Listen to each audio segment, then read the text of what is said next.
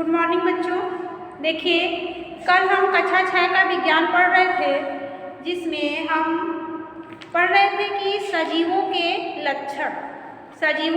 लक्षण जो हमने उसमें बहुत सारी चीज़ें पढ़ा था कि सजीव किसे कहते हैं, निर्जीव किसे कहते हैं।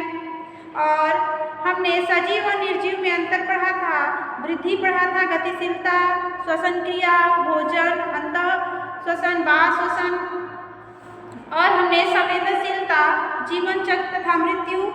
और आगे हमें पढ़ना है प्रजनन। आज हम पढ़ेंगे क्या? प्रजनन।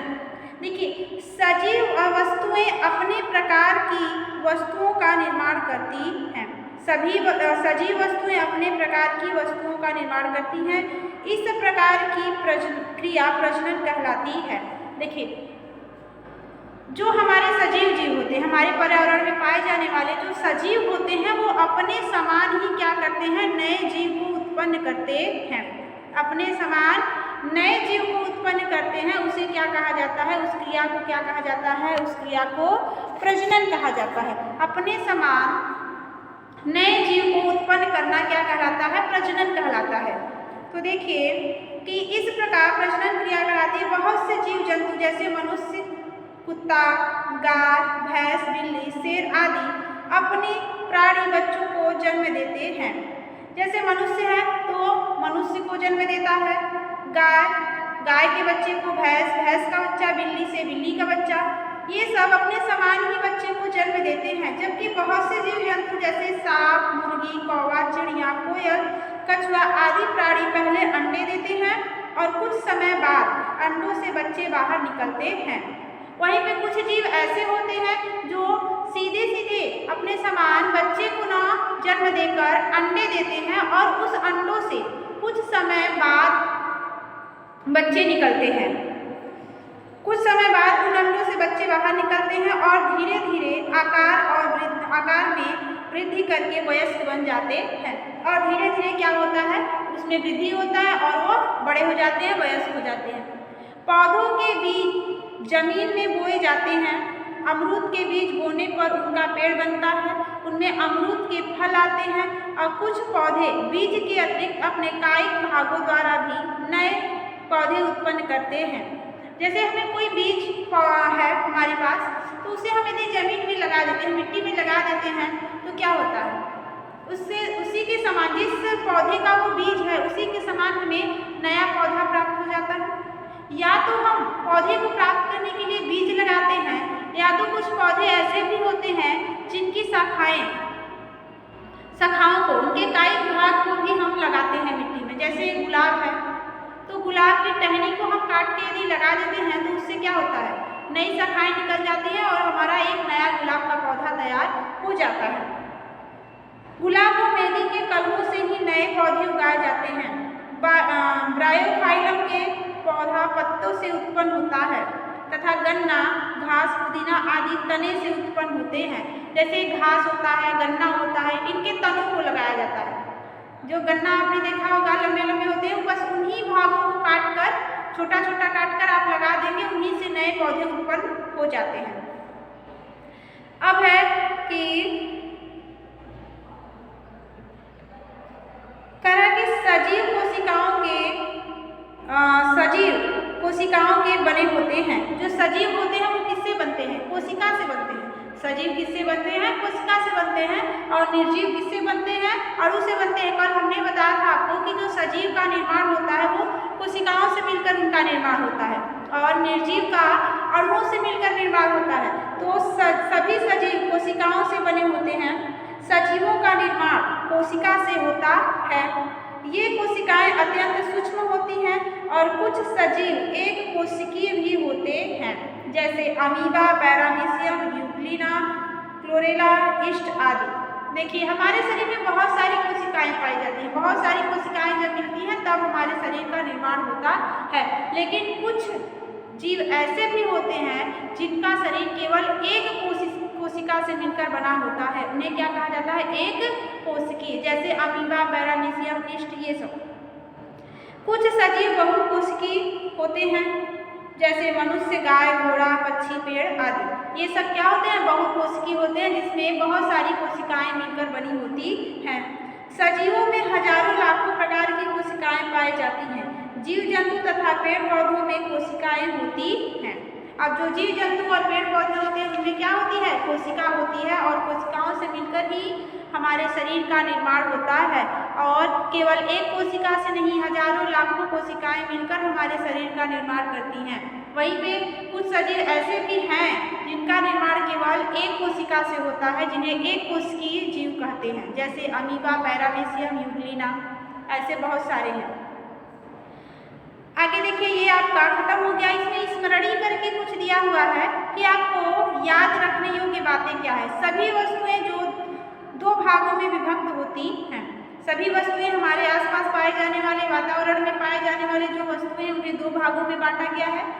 कुछ सजीव हैं तो कुछ निर्जीव हैं। सजीव वे सजीव होते हैं जो सांस लेते हैं, भोजन करते हैं, वृद्धि होता है, प्रजनन करते हैं, उत्सर्जन करते हैं। ये सब सजीव के क्या है? आपके लक्षण हैं। ये सब क्रियाएं हो रही हैं तो मतलब सजीव हैं। और निर्जीव, ना ही उनमें सांस लेने की क्षमता होती है, ना ही वो प्रजनन करते हैं और ना ही उत्सर्जन करते हैं, ना ही उनमें वृद्धि और विकास होता है। वो होते हैं आपके निर्जीव, जैसे टेबल, मेज, कुर्सी, पेन, बुक, ये सब क्या है? आपके निर्जीव वस्तुएं हैं। सजीव में मनुष्य, गाय, भैंस, बकरी, पेड़ पौधे, ये सब क्या होंगे? आपके सजीव होंगे। सजीव का आकार और माप निश्चित होते हैं। जो सजीव होता है उनका आकार और माप दोनों क्या होता है? निश्चित होता है। सजीव कोशिकाओं से बने होते हैं। जो सजीव होता है उनका शरीर किससे बनकर बना होता है? कोशिकाओं से। बहुत सारी कोशिकाएं जब मिलकर बनती हैं तो बहुकोशिकीय हो गया। और यदि एक कोशिका से सजीव बना हुआ है तो वो एक कोशिकीय हो गया। सजीव को ऊर्जा एवं वृद्धि के लिए भोजन की आवश्यकता होती है। यदि कोई सजीव है तो किसी भी कार्य को करने के लिए हमें ऊर्जा चाहिए, और ऊर्जा हमें मिलेगा कहाँ से? ऊर्जा वो हमें भोजन से मिलेगा। तो शरीर को ऊर्जा के लिए किसकी आवश्यकता होती है? भोजन की आवश्यकता होती है। सजीवों में श्वसन क्रिया होती है। जो सजीव होते हैं वो श्वसन क्रिया करते हैं। सजीव उद्दीपन के प्रति क्या होते हैं? संवेदनशील होते हैं। यदि कोई सजीव है, उसके पास कोई वस्तु है, तो हम उसके प्रति आकर्षित होते हैं। हम देखना चाहते हैं कि वो है क्या, कैसे काम करता है, क्या करता है। तो हम किसी सजीव, जो सजीव है, तो किसी वस्तु के प्रति क्या होता है? वो संवेदनशील होता है। सभी सजीव शरीर के अंदर तैयार अनुपयोगी पदार्थों को उत्सर्जन द्वारा शरीर से बाहर निकाल देते हैं। जो सजीव होते हैं वो उत्सर्जन करते हैं। हमारे शरीर में जो भी अनुपयोगी पदार्थ, हानिकारक पदार्थ होता है, हम उसे क्या करते हैं? उत्सर्जन के रूप में बाहर निकाल देते हैं, उत्सर्जन क्रिया द्वारा।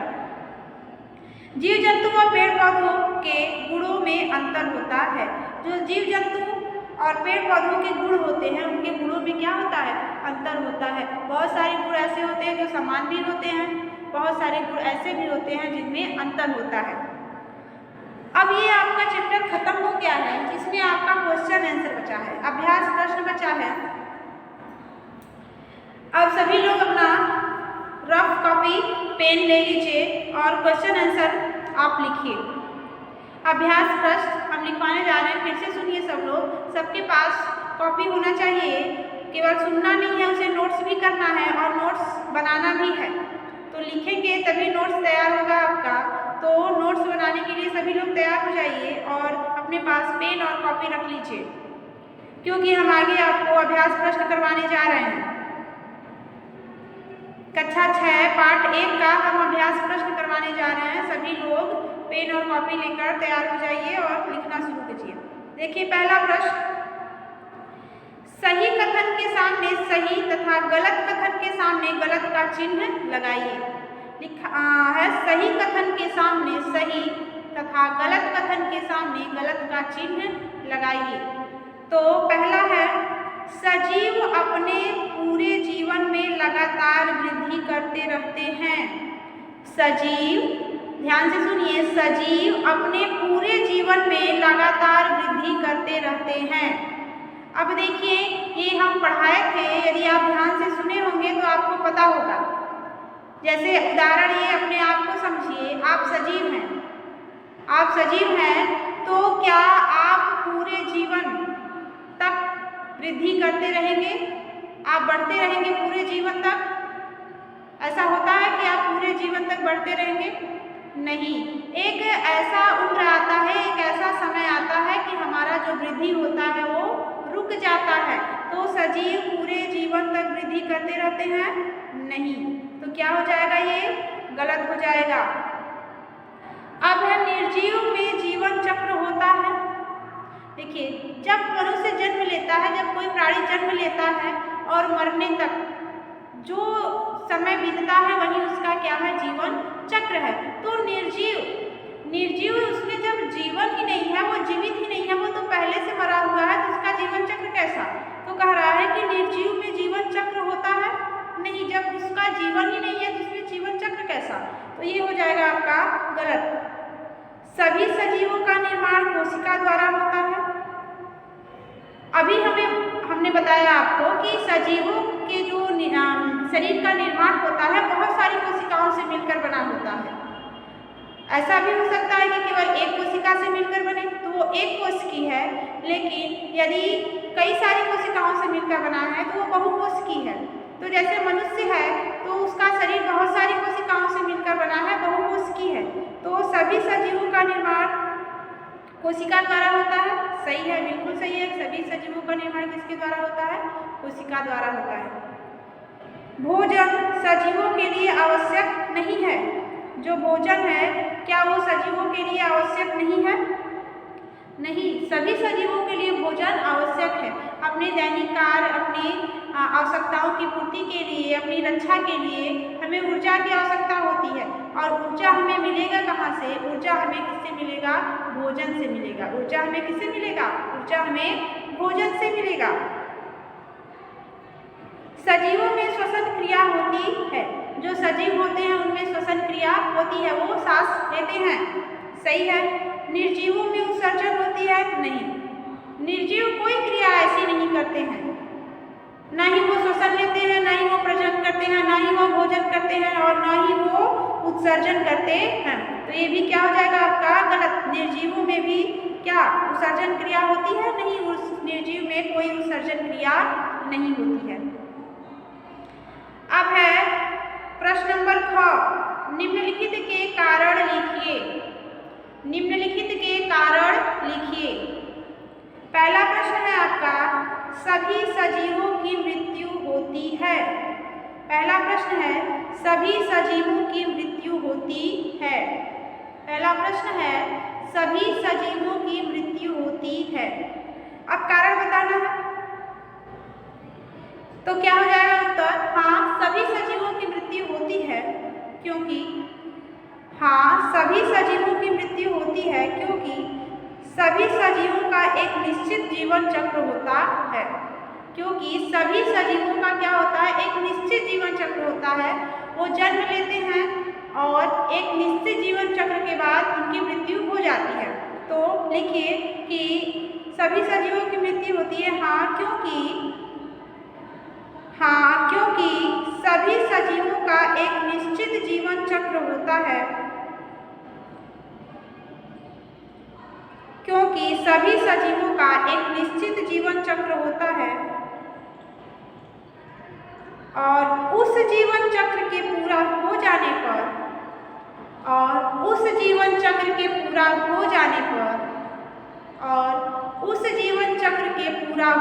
पर उनकी मृत्यु हो जाती है। फिर से मिला लीजिए, सभी सजीवों की मृत्यु होती है, ये प्रश्न है, तो उत्तर हो जाएगा हाँ, क्योंकि सभी सजीवों का एक जीवन चक्र होता है। हाँ, सभी सजीवों का एक जीवन चक्र होता है और उस जीवन चक्र के पूरा हो जाने पर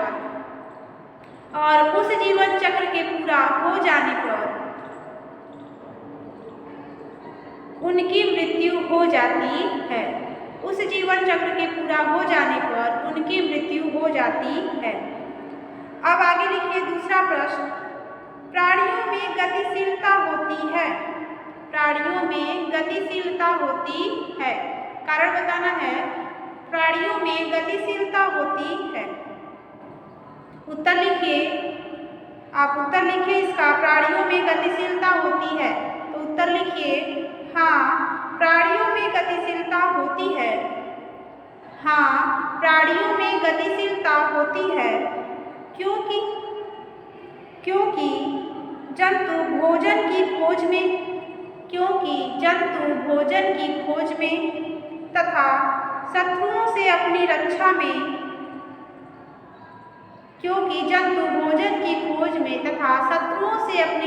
में एक स्थान से दूसरे स्थान पर गमन करते रहते हैं। हाँ, प्राणियों में गतिशीलता होती है क्योंकि जंतु भोजन की खोज में तथा शत्रुओं से अपनी रक्षा में एक स्थान से दूसरे स्थान पर गमन करते रहते हैं। एक स्थान से दूसरे स्थान पर गति करते रहते हैं। गमन या गति एक ही होता है, तो या तो गमन करते रहते हैं या फिर गति करते रहते हैं। अब आगे लिखिए तीसरा प्रश्न कि पेड़ पौधे व वनस्पतियां एक स्थान से दूसरे स्थान तक नहीं जा सकते हैं। अगला लिखिए कि पेड़ पौधे व वनस्पतियां एक स्थान से दूसरे स्थान तक नहीं जा सकते हैं। अगला प्रश्न लिखिए पेड़ पौधे और वनस्पतियां एक स्थान से दूसरे स्थान तक नहीं जा सकते हैं। अगला प्रश्न लिखिए कि पेड़ पौधे व वनस्पतियां एक स्थान से दूसरे स्थान तक नहीं जा सकते हैं। इसका उत्तर लिखिए।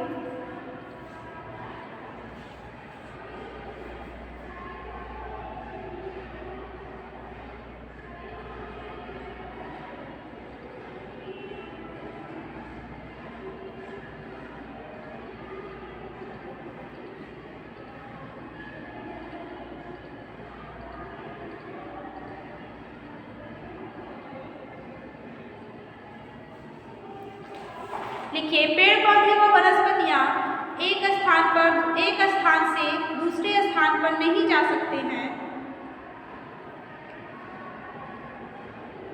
पेड़ पौधे और वनस्पतियां एक स्थान से दूसरे स्थान पर नहीं जा सकते हैं, लेकिन वह अपने स्थान से ही अपने गति को प्रदर्शित करते हैं। लेकिन वह अपने स्थान से ही अपने गति को प्रदर्शित करते रहते हैं। लेकिन वह अपने स्थान से ही अपने गति को प्रदर्शित करते रहते हैं। जैसे उनकी लताओं का दीवारों पर या पेड़ों पर चढ़ना गतिशीलता का सूचक है। जैसे उनकी लताओं का दीवारों या पेड़ों पर चढ़ना गतिशीलता का सूचक है। उनकी लताओं और दीवारों का पेड़ों पर चढ़ना गतिशीलता का सूचक है। अब है गौ प्रश्न कि निम्नलिखित को स्पष्ट कीजिए। गौ प्रश्न है निम्नलिखित को स्पष्ट कीजिए। प्रश्न है निम्नलिखित को स्पष्ट कीजिए। पहला है प्रजनन। पहला क्या है? प्रजनन। अब प्रजनन क्या होता है? हेडिंग डाल लीजिए प्रजनन।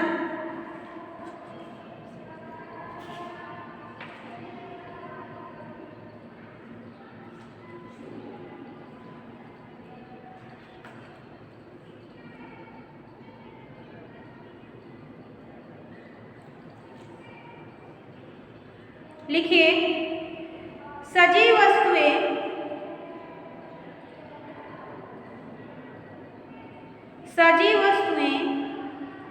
अपने प्रकार की वस्तुओं का निर्माण करते हैं। सजीव वस्तुएं अपने प्रकार की वस्तुओं का निर्माण करते हैं। सजीव वस्तुएं अपने प्रकार की वस्तुओं का निर्माण करते हैं। इस प्रकार की क्रिया प्रजनन कहलाती है। सजीव वस्तुएं अपने प्रकार की वस्तुओं का निर्माण करते हैं। इस प्रकार की क्रिया प्रजनन कहलाती है। या फिर एक तरह से और लिख सकते हैं आप कि सजीवों द्वारा अपने समान सजीवों द्वारा अपने समान नए जीव को उत्पन्न करना ही, सजीवों द्वारा अपने समान नए जीव को उत्पन्न करना ही प्रजनन कहलाता है। ये दूसरी परिभाषा हम बोल रहे हैं कि सजीवों द्वारा अपने समान नए जीव को उत्पन्न करना ही प्रजनन कहलाता है। अब है आगे उत्सर्जन। अब है आगे उत्सर्जन, हेडिंग डालिए उत्सर्जन। उत्सर्जन लिखिए उसमें आप हानिकारक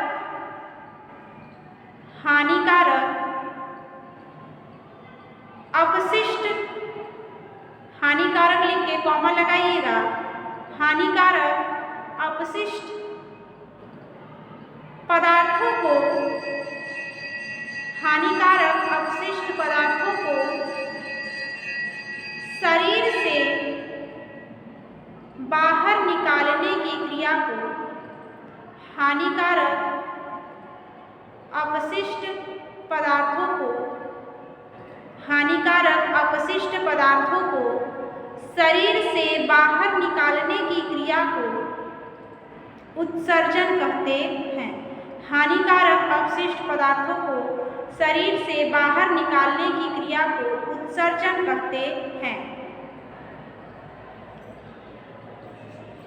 उत्सर्जन कहते हैं। अब अगला हेडिंग डालिए आप श्वसन। अगला हेडिंग डालिए श्वसन।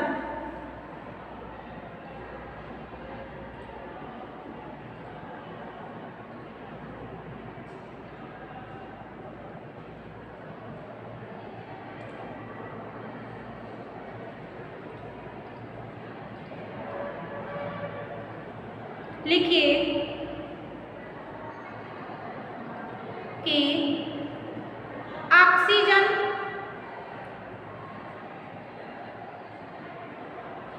नाक द्वारा, लिखिएगा नाक द्वारा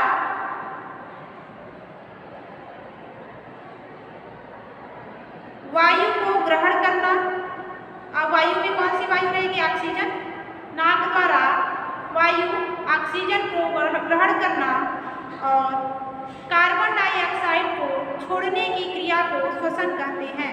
नाक द्वारा वायु में कौन सी वायु? ऑक्सीजन को ग्रहण करना और कार्बन डाइऑक्साइड को छोड़ने की क्रिया को श्वसन कहते हैं। मतलब वायु को ग्रहण करना और छोड़ना क्या कहलाता है? श्वसन कहलाता है। तो ग्रहण क्या करते हैं हम? ऑक्सीजन, और छोड़ते क्या है? Carbon dioxide. तो नाक द्वारा वायु को ग्रहण करना, वायु के बाद कोष्टक में लिख लीजिएगा ऑक्सीजन को ग्रहण करना और कार्बन डाइऑक्साइड गैस को बाहर छोड़ने की क्रिया को श्वसन कहते हैं। ये हो गया आपका श्वसन। अब इसमें बचा वृद्धि और गतिशीलता। वृद्धि बचा और गतिशीलता, जिसे हम कल करवाएंगे। आप कल भी लिखने के लिए तैयार रहिएगा। ये आप नोट्स बनाते जाइएगा और याद भी करते जाइएगा।